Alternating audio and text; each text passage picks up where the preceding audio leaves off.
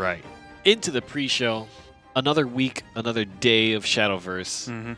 And I'm just about ready to get the tournament started. But before then, just a little bit of a nice discussion, a nice talk about Shadowverse in general, specifically today about JCG that happened this weekend. As usual, in our pre-shows, we will go over the most recent JCG results and perhaps talk about some of the interesting things that may or may not have occurred in said tournament.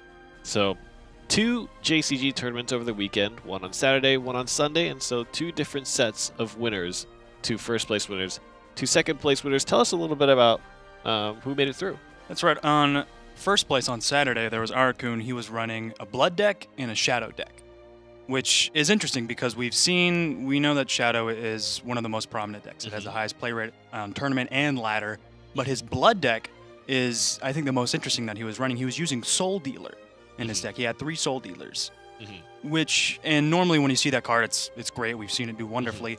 It's usually paired with Blood Mary. Play Blood Mary and then Soul Dealer on turn 10, and it deals a lot of damage to the enemy. It's very potent combination, but he wasn't running Blood Mary. It was just Soul Dealer, and then the other cards after that, after turn 6, turn 7, turn 8, were heavily utilizing Vengeance. We'll take a closer look at the actual deck in just a bit after we go through the results, but it is actually a really interesting deck. But I think I heard that some people in the West were also experimenting and playing with it, but apparently the Japan region has been playing that deck since the expansion arrived. So Bloodcraft, Shadowcraft takes first place. And then second place was more standard, I believe. Yeah, second place was Kirisu21. He had Dragon and Forest. Dragon, it was a Storm Ramp deck, and Forest was Silverbolt, White Wolf, Roaches, and also Crystalia Aaron and Elf Queen as well. Yeah, this is the most recent edition. Those 2 cards giving a lot of survivability to Forestcraft players. And of course, on Sunday's tournament, I think this was also interesting just in the sense that it really seems like the meta is solidifying and conforming to what we understand to be the strongest kind of standout classes in the expansion right now. Dragoncraft and Shadowcraft, I believe, on both of the players there. Right, there's still a few outliers out there, but they're probably going to be converted pretty soon. I really want to see, I love seeing like ballsy decks that we don't typically see, trying to like catch opponents off guard, trying to utilize new strategies and try to figure those things out. Yeah, because I really appreciate how many Bloodcraft decks we got in the NGE tournament last week. Actually, there were some Storm Implancer decks that we saw, some really interesting deck usage. I would love to see more of that. But even then, there was a lot of interesting Blood decks, but the Forest Bat Blood decks were not utilized at all. Yeah. They were mainly Vengeance-focused decks with Mask, Blood Moon. I feel like that deck died real quick. Died real quick, almost instantly. Super interesting to see the deck usage rates. Not much that really needs to be talked about here, except for the fact that now Japan is really dialing in, and it seems like a far cry from what happened the week before, where there was actually still a lot of experimentation. It really felt like a halfway point between Rage of Bahamut and Tempest of the Gods, where it was just kind of halfway one side and halfway the other side. This week, for deck usage rates, it seemed like almost entirely Dragon and Shadowcraft taking the majority of it, Forestcraft coming in second, and again in the Japanese region, which I think is a contrast to the Western region, Swordcraft ignored, and then the other 3 are the same. Haven, Runecraft, and Bloodcraft, mostly underplayed. It's actually interesting, I believe, for the Saturday tournament where Runecraft took Bloodcraft took first place, the single Bloodcraft deck that made it to the playoffs was the one that won. There were no other Bloodcraft players that made it. But even more surprising, for day 2, again, Forestcraft, Dragoncraft, Shadowcraft taking up the majority of the decks in the playoffs. 0 Runecraft decks made it. 0 Runecraft decks made it to the playoffs. Zero Runecraft decks made it to the playoffs. I think only 1 made it on the day before. On Saturday, yeah, there was 1. So Runecraft is really taking a beating, I feel like. Especially considering, I mean, initially when I think about it, I feel like Havencraft is not very popular as well. But that perhaps, maybe there's a little bit of flavor that people appreciate with Havencraft with Heavenly Aegis. But I suppose the same can be said. I think D-Shift is a very flavorful card where I can see players who really like playing the D-Shift combos just still like being very stubborn about it. D-Shift can do well against Ramp Dragon. Mm-hmm. I mean, it's heavily dependent on draw, I think. With that said, I think Ramp Dragon has a better chance of... has a higher chance of having a better draw. Yeah. But we've definitely seen D-Shift destroy Ramp Dragon. There's really not a whole lot that can be done for it. Typically, I think Ramp Dragon kind of actually gets to its strong point a little quick, and so it's very easy for it just to take tempo and have a big dropout before you can play your full D-Shift combo. Things need to go perfectly for the Runecraft player. Mm-hmm. But let's take a look at the Bloodcraft deck that actually won Saturday's JCG tournament, Arakun. Arakun played this deck, and I think it's really interesting if we can get a little bit of a closer look here, just a little bit of a zoom so we can see a few more of the details. The biggest, most interesting thing about this deck for me was that it's running Maelstrom Serpent, the Snecks. It's running all the Snecks, but there's no Blood Moon. In fact, the only thing that the biggest amulet that it plays is the Mask that was added in, that kind of does its countdown as you take damage. The interesting about it is it overflows damage. So if you do more damage than the countdown that's available, the countdown will still go to 0, but you still take 0 damage. In this comp, it makes sense that he's not running Blood Moon, because that's a 3-cost amulet, giving you Vengeance without losing any health points. But on turn 4, he's got Soul Dealer and Belphegor to bring him down to Vengeance. That's his goal, getting on Vengeance. And then next turns, there's the Dark Arjahammer, Soul Dominator, and Maelstrom Serpent, really utilizing the effect that being in Vengeance gets you. Yeah, the Dark Airjammer is really interesting as well, because the 2-cost cards that he has way up there at the top of the deck, you can see the Blood Wolf and the Spiderweb Imp, are actually both cards that have fanfare effects that damage your own leader.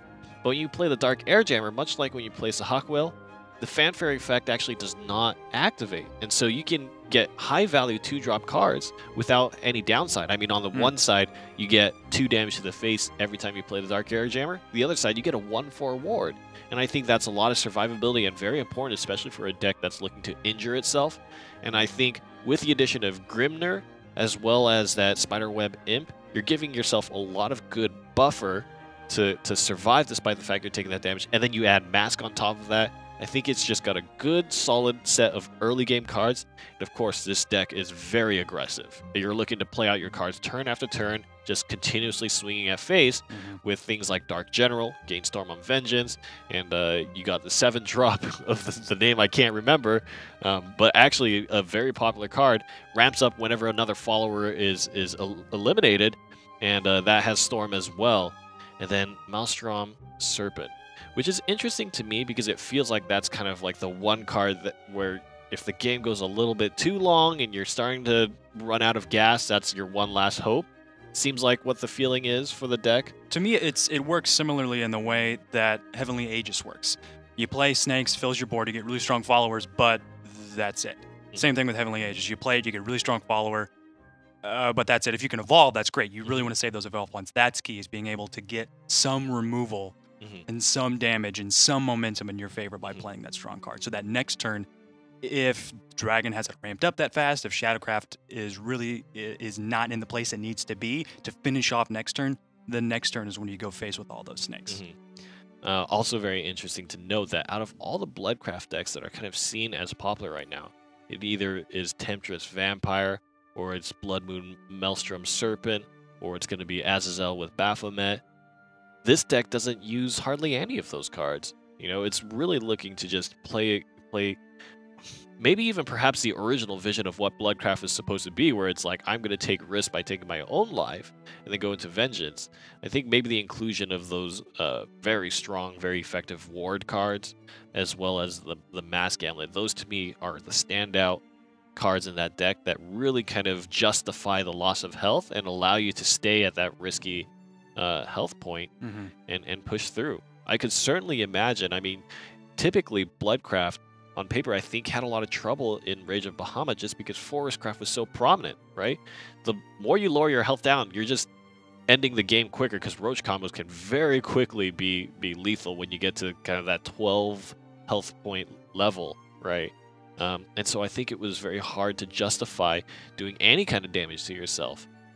But maybe with Mask and with the prominence of wards, that's not really a thing. You're right. Forestcraft can easily take someone from 20 health down to -6 health with a single Silverbolt Roach combo. So when you're playing a card that deals 10 damage to yourself, I'm going to have to give Forestcraft a favor in that matchup.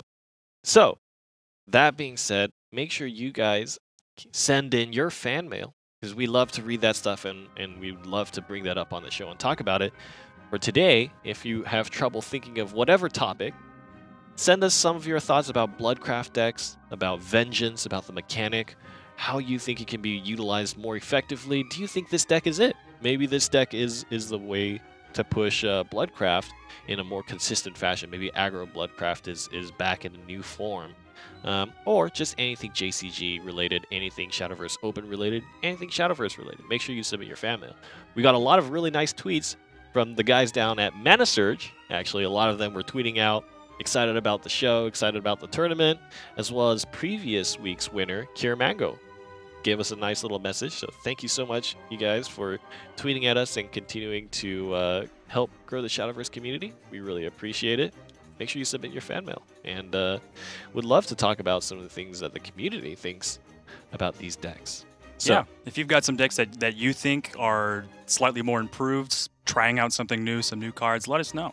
We want to see that kind of stuff. It's yeah, we geek out over that all the time. For today's show, I'm actually looking forward to... So, we know for sure there's going to be a lot of Dragon and Shadow. Yeah. I think that's a given. I want to see Gwaine the Rock Johnson, or lack thereof. I want to see Swordcraft decks, and there was a really popular... I was kind of, as I do, browsing the Reddits, and Icy Stars, a competitor, made a interesting post about a Gwaine deck that he played. Now, it could be memes, and it could be him just trying to convince people to play Gwaine. Just totally trolling. Yeah, and be like, hey, I totally got a huge win streak with this deck. But I actually think it's pretty interesting, because I want to see what the possibilities are for a deck like that, right? What are the cool combos you can play with Gwaine attacking in and lowering the cost of your captains? And I mentioned last week that Gwaine is an interesting card because you're lowering the cost of Albert, but if you want to play Albert on Enhance, it doesn't matter, right? So unless there's like some flexibility you can have in playing early Storm with Albert, of course that's not the only captain in the deck. Right. Another very useful one these days is Luminous Mage, which is just an incredible card for We Swordcraft. see just about every Swordcraft deck running Luminous Mage. Incredibly flexible, good board control, just everything that Swordcraft would want and need. So that's kind of what I'm excited for today's show. I want to see Swordcraft decks. On a similar note, with regards to Swordcraft, I really want to see, and I'm not going to see this, no one's ever going to play this tournament, I really want to see a Vagabond Frog Swordcraft. Vagabond Frog! Yeah. We know that that deck can do incredibly well against Ramp Dragon. It's awful against Shadowcraft. Like, this is just like, there's no way. But against Ramp Dragon, with having the frog gaining ambush at the end of your turn, Dragoncraft doesn't have any untargeted removal aside, before Lightning Blast. Yeah, but on turn 10. Turn 10, yeah. By that time, you've already died. And Breath of the Salamander can do the 2 damage across the board, but if you've got Rogue's Creed, Well of Destiny, your frog is already getting massively ramped up. The single frog. The single frog. And you're going face for 7 damage, 8 damage every turn.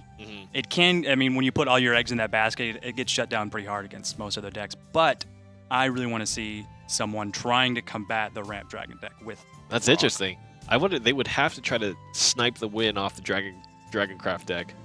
It's the only way I could see that happening. So, if you're going to play Vagabond Frog, always play that deck first. always play it first. Yep. Always play it first. That's the only way. Of course, now everyone's going to put their Shadowcraft decks first. Dang it. Well, it doesn't matter, because the thing is, if you don't play it first, right, then you play your alternate deck, then they sneak out the Dragoncraft win, and they're like, okay, I don't have to play Dragoncraft. So you at least get one win out of it. Yep. All right. Well, excited for the tournament to start, and we'll see you guys in just, oh my gosh, 8 minutes. And hopefully some more exciting NGE Shadowverse Open action. Week 2. We'll be right back.